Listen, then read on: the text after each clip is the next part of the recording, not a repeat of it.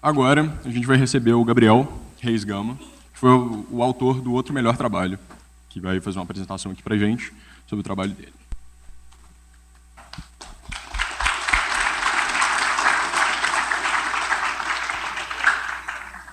Tudo bem?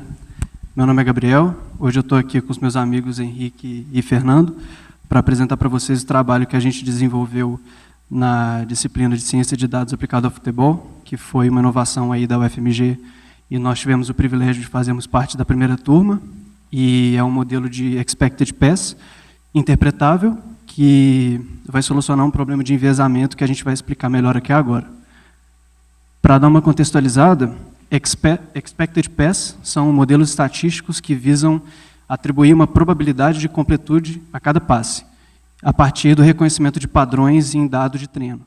Esses dados de treino são, em especial, os dados de evento, que foram já comentados aqui no começo do evento pelo Léo, e são os dados que não contêm informação de nenhum jogador, além daquele que realizou ações com a bola.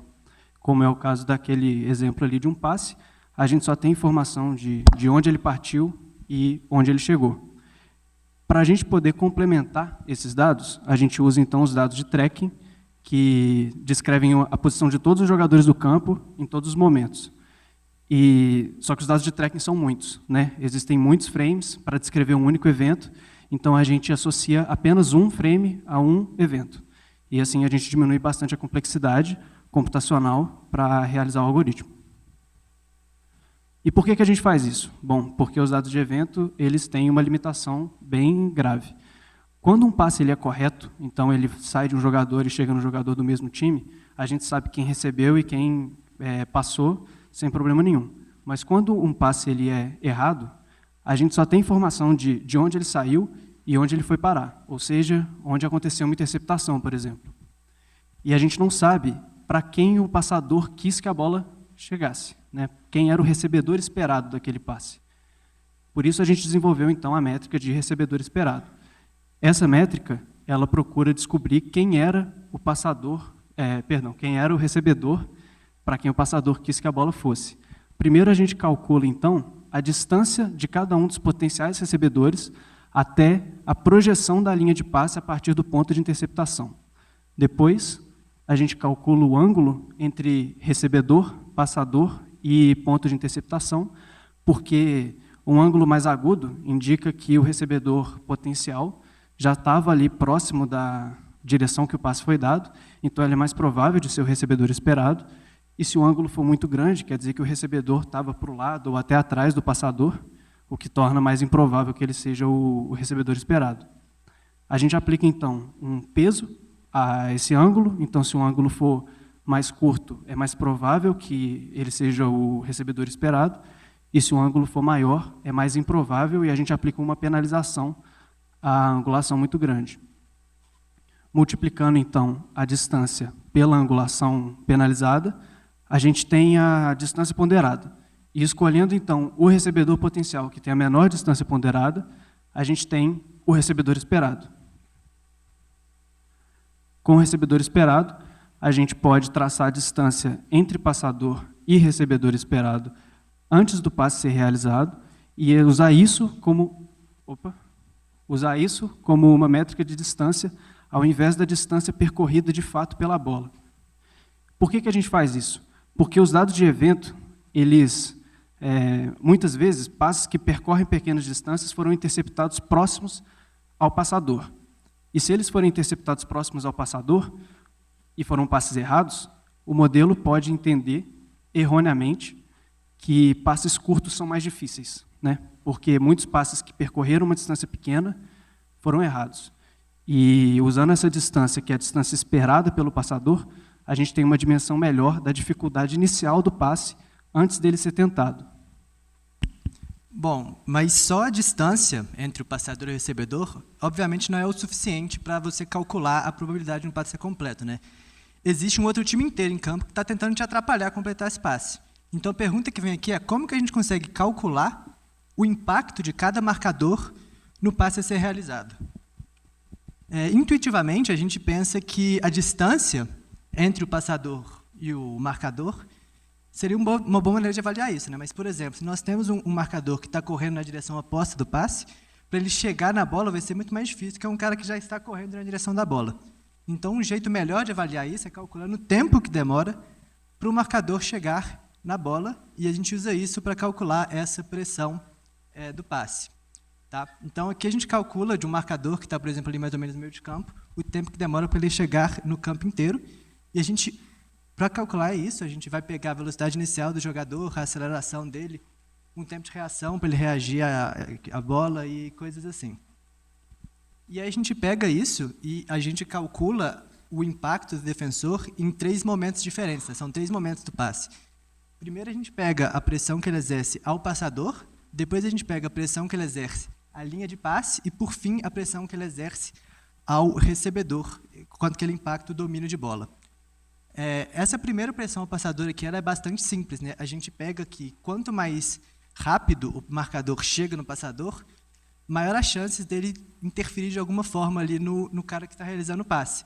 Então, a gente vai simplesmente pegar esse tempo de chegada, a gente passa isso por uma função, né, que quanto mais perto, maior a pressão, quanto mais longe, exponencialmente, menor a pressão, e a gente vai gerar um valor com isso. A gente gera um valor individual para cada marcador, que vai ser a probabilidade dele interferir no passe, e a gente multiplica todas essas probabilidades para chegar na probabilidade do time inteiro interferir no passe. Falando agora do recebedor, a gente tem um fator um pouco diferente, né, que além do marcador ter que chegar no recebedor, a bola também tem que chegar nele. Então, por exemplo, se um defensor demora 2 segundos para chegar no marcador, mas a bola também demora 2 segundos, ele obviamente consegue chegar a tempo para tentar contestar o domínio. Então, a gente vai passar para a mesma função que a gente passava no passador, agora o tempo de chegada do defensor menos o tempo de chegada da bola, que a gente também estima de maneira parecida com o deslocamento do defensor. E com isso a gente consegue calcular a importância do defensor na recepção do passe e, similarmente, na linha do passe. Aqui a gente usa o mesmo conceito, só que, além de simplesmente definir a distância do marcador a um ponto específico, a gente tem que achar a menor distância do marcador até a linha do passe para fazer esse cálculo e ver a probabilidade dele conseguir uma interceptação. Passando agora para o treinamento do modelo, a gente treinou o modelo comparando ele com um baseline. Um baseline foi usando apenas dados de evento e com enviesamento, ou seja, usando a distância real percorrida pela bola, onde ela começou, onde ela terminou no passe, sem informação de recebedor esperado. E ele foi comparado com o nosso modelo, que mistura tracking com evento, usa recebedor esperado e dado de pressão detalhado.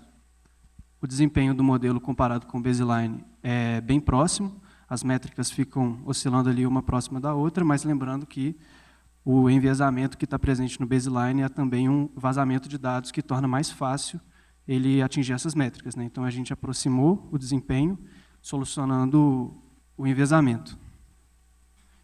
E, para trazer a explicabilidade, a gente usou um modelo que chama Explainable Boosting Machine, ou EBM, que foi desenvolvido pela Microsoft, e ele traz esse gráfico aqui do lado, que é uma explicação para cada variável individualmente e como ela se relaciona com o seu alvo.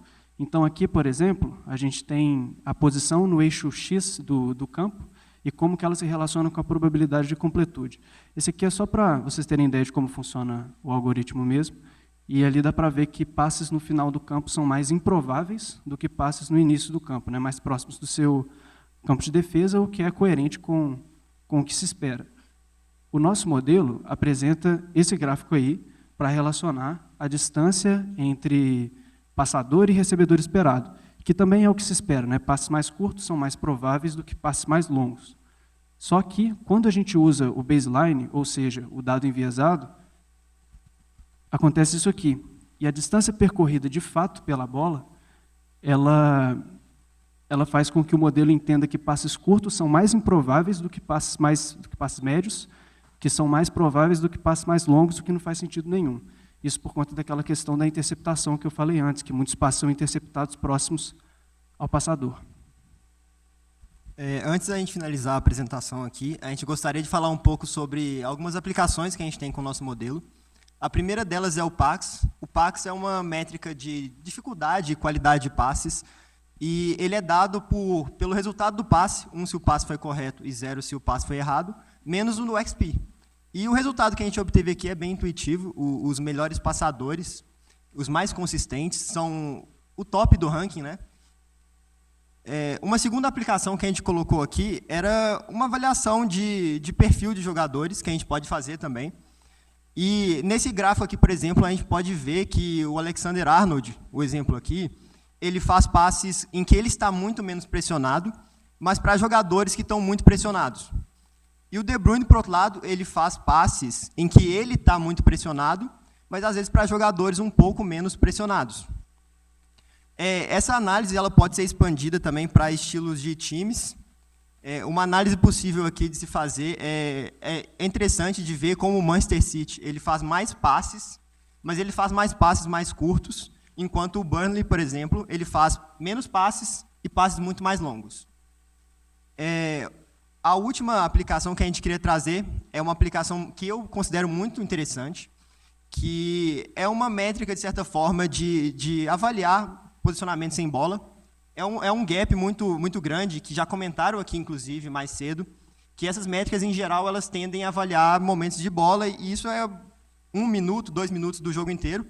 E a nossa ideia aqui foi avaliar, de acordo com o passe, o quanto cada jogador, cada marcador influencia nessa probabilidade.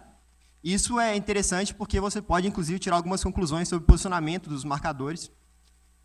E uma conclusão aqui, só para recapitular. O nosso modelo ele teve um desempenho superior ou semelhante ao nosso baseline, com a vantagem de reduzir esse aspecto do enviesamento, tendo essa interpretabilidade do Explainable Boosting Machine, e ele permite também umas análises mais complexas com o recebedor esperado, os dados de tracking e a ideia da pressão aos jogadores.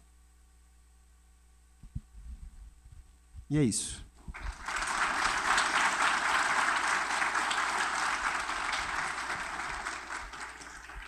Parabéns pelo trabalho, ficou muito legal, muito interessante. Só para entender uma coisinha mesmo, vocês falaram ali sobre o cálculo do recebedor esperado, por exemplo. Só para entender, eu estou com a bola, tenho 10 companheiros de time, inclusive meu goleiro, que pode estar lá atrás. Cada atleta recebe um grau de uma probabilidade de receber o passe. Se eu estou lá no ataque, se eu estou lá no escanteio, meu goleiro vai receber próximo de 0 possibilidade de receber o passe. E isso para todas as outras métricas de pressão, cada atleta recebe essa avaliação, e aí vocês fazem os cálculos em cima disso, certo? Então, beleza, só para entender essa parte. Gente, parabéns, muito legal o trabalho. O que eu queria saber, assim, na hora da comparação, para mim fica muito claro o que a métrica de vocês acrescenta em relação à outra, principalmente na parte do enviesamento, que é, né, muito significante.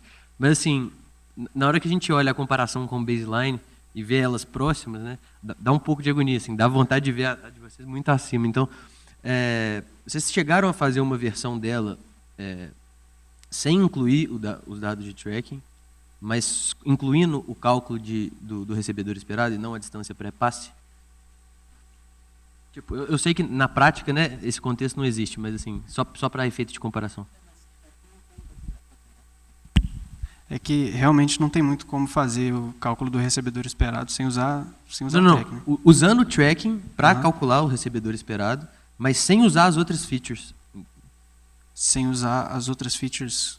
Sem incluir o resto do modelo, assim, faz baseado em evento, Uhum. incluindo o recebedor esperado. Claro, você tem o dado do tracking, mas você não extrai tudo, você só extrai o recebedor esperado. Se fosse a única adição, é usar o recebedor esperado. Exato. Só trocando a métrica Só para comparar. de distância. Exato. Aí ele piora o desempenho, porque o outro tem vazamento. Né? Você Assim, sabe se foi certo ou errado. O baseline tem um vazamento associado a... Se foi certo ou errado o passe. se foi certo ou errado por conta das interceptações. Entendi. Aí, adicionando as novas métricas, o modelo que tinha Faz piorado, sem vazamento, chega no mesmo nível. Entendi. Obrigado. Beleza? Então é isso. Obrigado.